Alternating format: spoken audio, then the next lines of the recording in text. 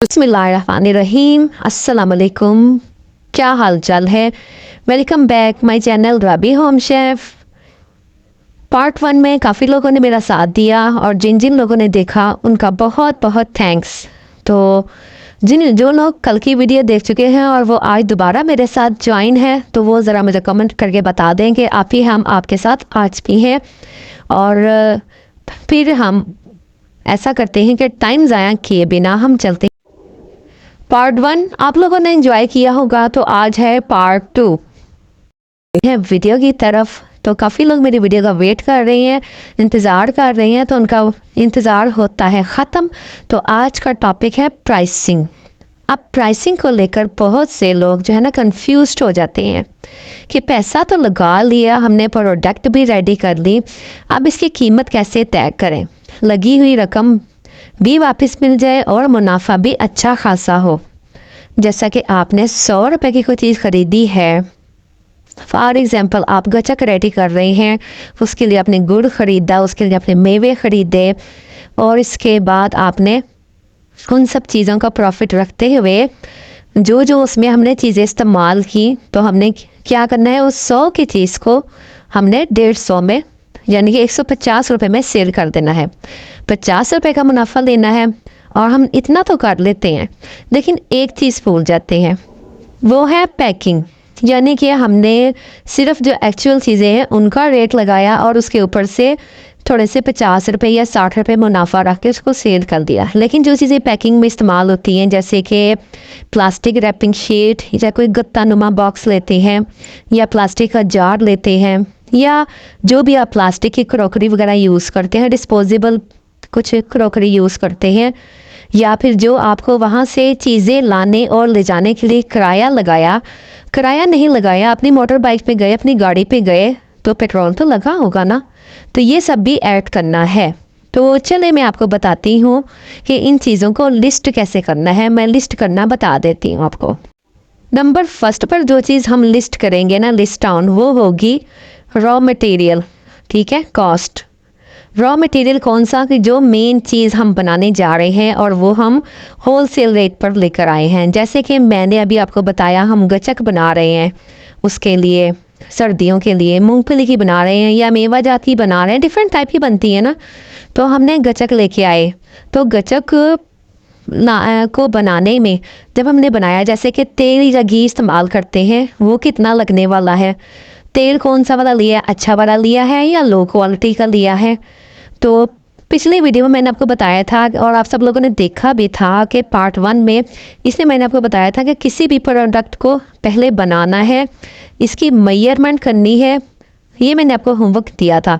हर चीज़ की पेमेंट निकालनी होती है और हर चीज़ का खर्चा निकालना है, तभी तो आपको पता चलेगा ना कि मेरे इस प्रोडक्ट में कितना खर्चा है। अब आ जाते हैं बेसिक रॉ मटेरियल की तरफ। जैसे कि अब हमने इसमें ना हमने क्या क्या ऐड करना है। दूसरी बात आती है पैकिंग की। पैकिंग का मटेरियल भी यूज़ कर रहे हैं हम, जैसे कि प्लास्टिक के बॉक्स, प्लास्टिक बैग, कंटेनर। अगर एक डब्बे में आप इसे पैक कर रहे हैं तो उस डब्बे की कीमत है 10 रुपये, तो वो 10 रुपये भी इसमें इंक्लूड होंगे। और बहुत सी छोटी छोटी चीज़ें हैं जो ऐड करनी होती है, जैसे कि हमारी ट्रैवलिंग कॉस्ट, हमने सफ़र किया उन चीज़ों को लाने के लिए, फ्यूल वगैरह हमने ऐड करना है इसमें, सारा ये सारी चीज़ें लिस्ट डाउन होंगी।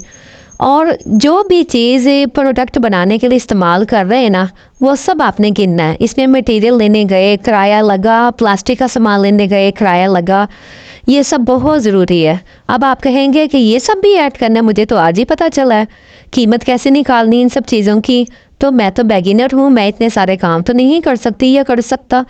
तो जी इसकी भी एक ट्रिक बताऊंगी, लेकिन वो भी वीडियो के एंड में।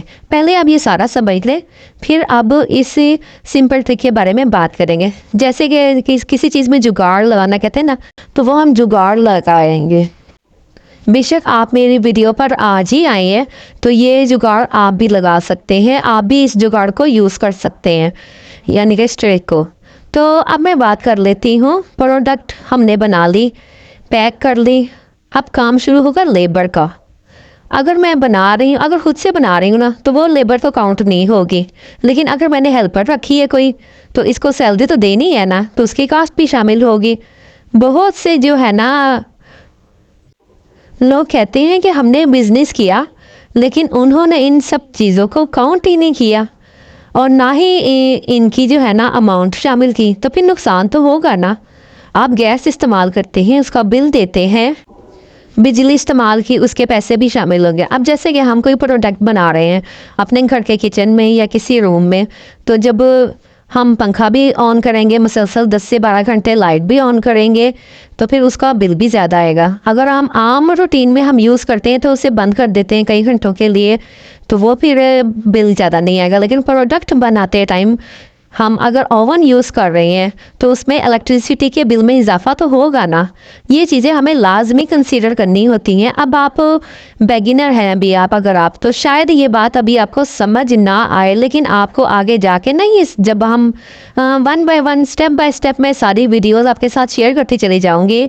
हमारे जो पार्ट 1 पार्ट 2 जब कल आज आ रहा है, तो कल पार्ट 3 आएगा, तो फिर इसमें आपको ये सारी चीज़ें समझ आ जाएंगी कि फिर जो है ना बेगिनर के लिए क्या ट्रिक यूज़ कर रही हूँ, तो वो भी मैं आपको एंड में बताऊंगी। और भी बहुत सी चीज़ें हैं जो अभी शामिल होना बाकी हैं।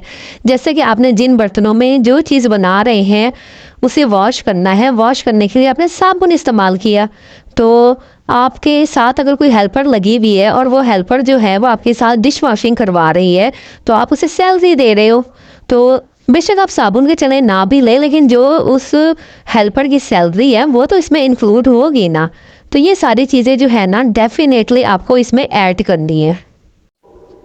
सपोज़ हमने सारा हिसाब किताब कर दिया, जो चीज़ें लानी है लेकर भी आ गए, ख़रीदनी है वो ख़रीद भी ली, तो फिर क्या है, सैलरी पैकेज भी ऐड कर लिया। इसके बाद आपने एक चीज़ जो आपने रेडी की है ना, उसका एक सैंपल 100 रुपये में तैयार हुआ। आपने एटलीस्ट उसकी जो मिनिमम प्राइस जो रखी है वो आपने 150 रुपये में उसको सेल की। एटलीस्ट बोल रही हूँ, आप इससे कम या ज़्यादा भी कर सकते, कम नहीं करेंगे बल्कि ज़्यादा ही करेंगे। जैसे कि 170 की सेल होगी, 180 की सेल होगी, अपने एरिया के हिसाब से आपने रखनी है। आपने इतनी मेहनत की, चीज़ें इस्तेमाल की, तो आपको इसके पैसे मिलने ही चाहिए। आप लोगों को एक सिंपल तरीका बताते हैं। आम हालात में लोग पता क्या करते हैं, अपना प्रॉफिट कैसे निकालते हैं कि चलो ये 100 रुपये की चीज़ बिक रही है बाज़ार में, मैं 80 की बेच देती हूँ। आपने किसी दूसरे को नहीं देखना, प्रॉफिट मार्जिन खुद निकालना है। इसी को तो कहते हैं बिजनेस मैनेजमेंट। आप लोग ना बहुत सादा हैं। आप लोग समझते हैं कि अगर दूसरे ने महंगी चीज़ बेची है और मैं सस्ती करके बेच दूंगी ना, सेल कर दूंगी, तो मेरी जल्दी बिक जाएगी। ऐसे नहीं होता। हमने जो सिंपल मैनेजमेंट है ना वो सीखनी है, चाहे वो पढ़ा लिखा है या नहीं है, दिमाग के समझने की गेम है।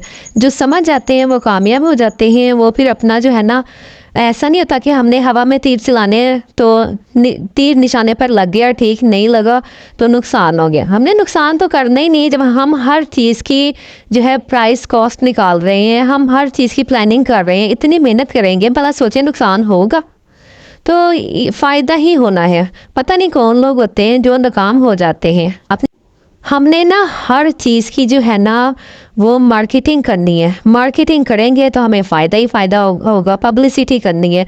तो इंशाल्लाह ताला मेरी जो नेक्स्ट वीडियो आएगी ना, तो वो नेक्स्ट वीडियो में आपको मार्केटिंग करने का भी तरीका बताऊंगी और बहुत आसान तरीके बताऊंगी। मार्केटिंग करने का तरीका वैसे मैंने एक दो वीडियो से पहले मैंने बताया, वो इसने इतनी आसान और इजी मार्केटिंग करना मैंने सिखाई है ना कि आप हैरान रह जाएंगे। आपकी कम से कम पैसों में मार्केटिंग हो सकती है।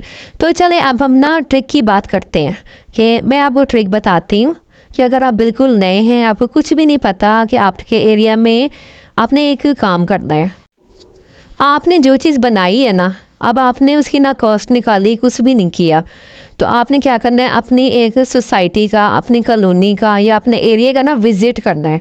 और आपने चाहे वो एक विज़िट करना है लोअर क्लास का, एक विज़िट करना है अपर क्लास का, और दोनों की अपने ना जो चीज़ आप बना रहे हो, निनको है, गचक है, या कोई बिरयानी है, या जो भी चीज़ आप बना रहे हो ना, उसकी एक बार जाके कॉस्ट निकालनी है। वहाँ जाके उनसे पूछना है कि आप लोग कितने का सेल कर रहे हो। फिर वो कई लोग तो होते हैं वो अपना पम्फलेट ही, अगर आपकी जान पहचान ज़्यादा है तो वो पम्फलेट ही दे देते हैं।